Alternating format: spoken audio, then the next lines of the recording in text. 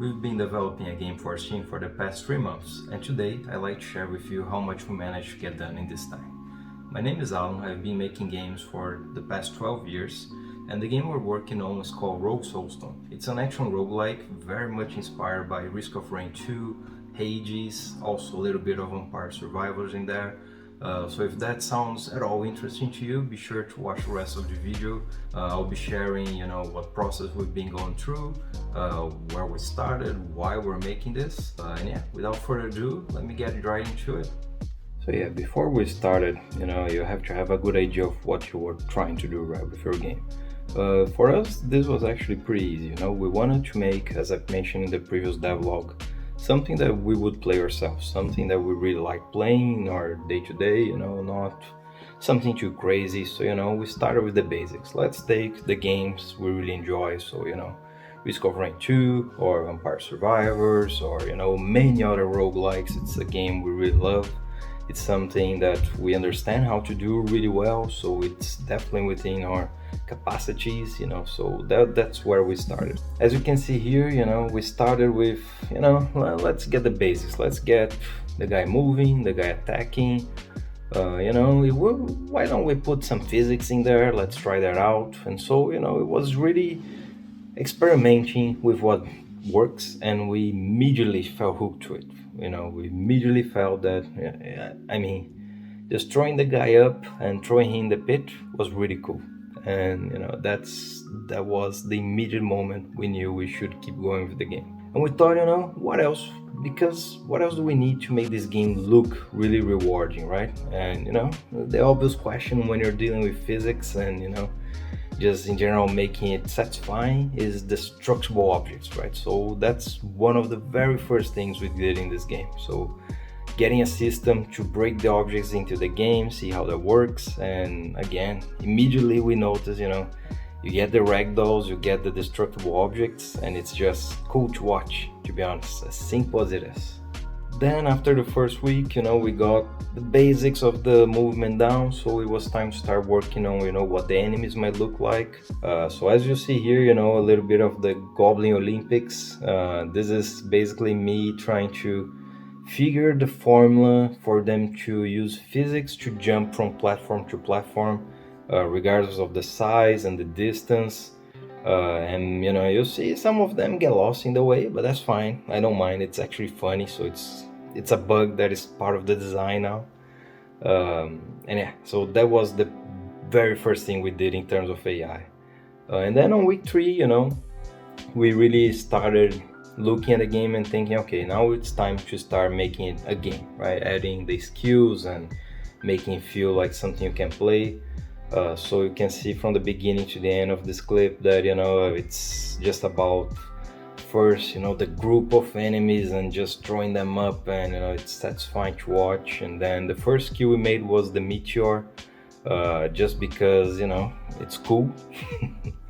And then from then on, we started working on more skills. So in week 4, we finally started getting some UI into the game. And this is when also we started working on the roguelike elements. So, just how you level up, how you get experience. Do you need to, like Vampire Survivors, do you need to go after the blue thingies in the ground? Do you just get them? But at this point in time, we were already pretty sure we wanted the physical part of pushing enemies off of the platform to be really important. So this is why we couldn't really make it like Vampire Survivors, where you would go and pick up the orbs or whatever, just because we wanted the player to most of the time, or a big part of the time, be throwing enemies in the void, just because it's cool to watch, it's pretty rewarding. And it's a fast way to deal with the enemies, right? Regardless of how strong or how much health they have. So we had to take this into consideration when thinking of these other mechanics. So that's why in this clip you'll see these yellow lines coming to the player. These are the experience orbs pretty much automatically coming to you. And very standard roguelike level up screen. You pick one of 3. We decided to make it so Whenever you get a skill, you mandatorily get a skill, right? So you have to, so there is not the chance of, man, I'm 10 minutes without a skill in this run. And then in week 5, we started working on the status effects, which if you play the demo right now, it feels like a really big thing. We don't want it to be as big as it is right now. But basically, I think this is the World of Warcraft inspiration, let's put it this way. So one of the ways we created synergies in the game is really through the status effect. So here you see me applying, burning and some other effects to the enemies. And if you try the demo out, you'll see that you can apply a lot of status effects, from bleeding to poison to increased chance to deal critical damage to slows and blah blah blah.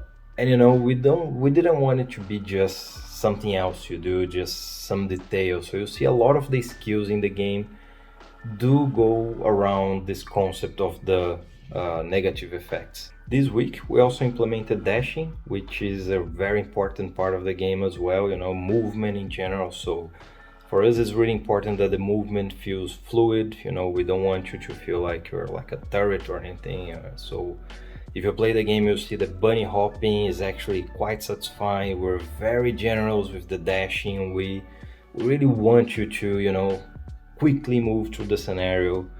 This sense of freedom, you can attack while moving. There is no animation blocking you or anything like that.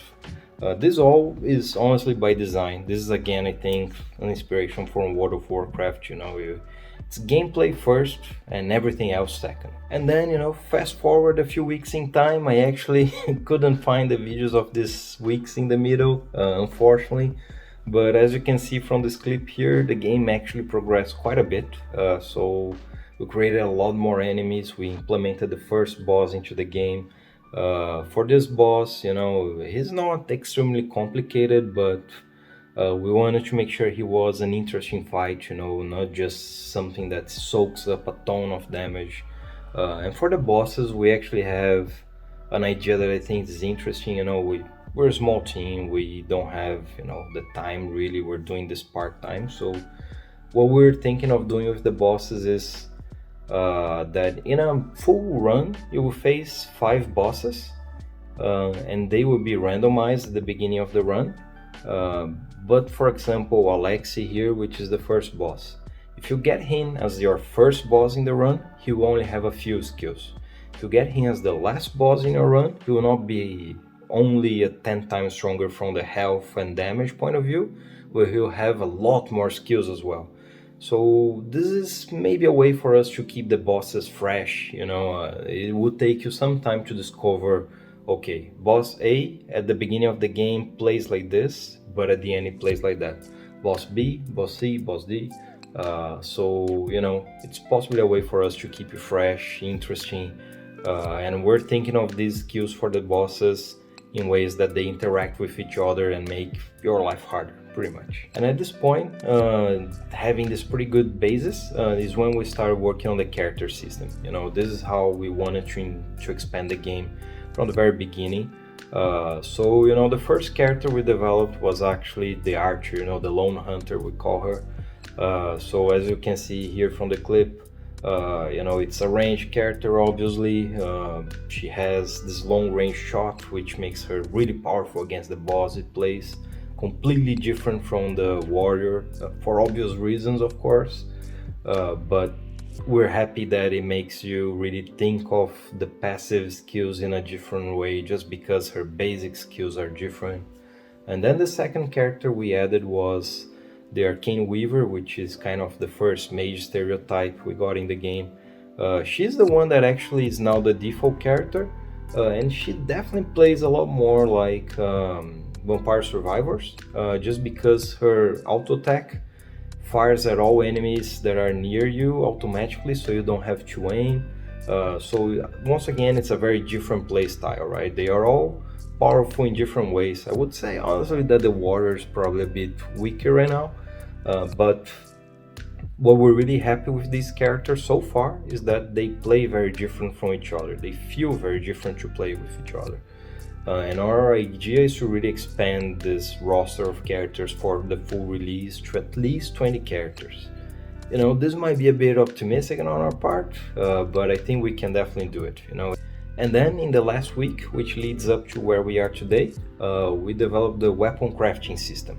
So basically, we added resources to the map. You can gather metals from the map. They spawn slowly at first, and then as you progress, as you go through the match, they start to get rarer materials. They drop more materials in general. So you can use those materials that you collected from the run to craft new weapons. And the idea for the new weapons is to give you a way to customize your favorite character with yet again a different playstyle. So for example, for the Lone Hunter, which basically has a sniper bow, let's put it this way, she has a very long range by default. With her second bow, she actually has a more of a shotgun playstyle. So you're quick, you get in, you do a lot of damage, you have your secondary skill which easily takes you out of the action. So because you're still a bit squishy with her, it just gives you a very different way to play with the same character, which still fits the same lore, let's put it this way, but it gives you pretty much a fresh character for just a new weapon. And yeah, that's pretty much it. So if everything you saw is interesting, as I mentioned before, we just got a demo out on Steam, so be sure to check it out. We also got a very cool Discord community that we have very active members. It's been really a blast to share the experience with so much people that tried the demo, that enjoyed it, that really want to contribute. It's actually amazing for us. We never expected that people would like it so much, and we're super appreciative of everyone that's in there giving suggestions and really helping us out. It makes all the difference in the world. So thank you guys, you know who you are. And yeah, we still have a long way to go with Rogue Soulstone. So if you like the video, be sure to like and subscribe. We'll definitely be making more of those devlogs, and if you want to see anything particular or ask us anything, be sure to leave a comment as well. And thank you for watching, and I'll see you in the next one. Bye bye.